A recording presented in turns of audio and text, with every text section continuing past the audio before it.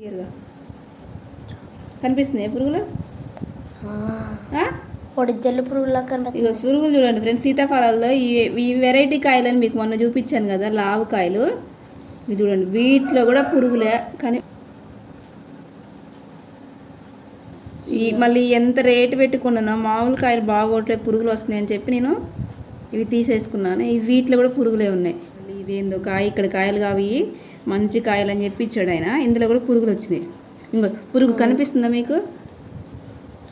కనిపించిందా? వీడియోలో కనిపించిందరా? ఇంకా లోపలికి వెళ్ళిపోతుంది చూడు.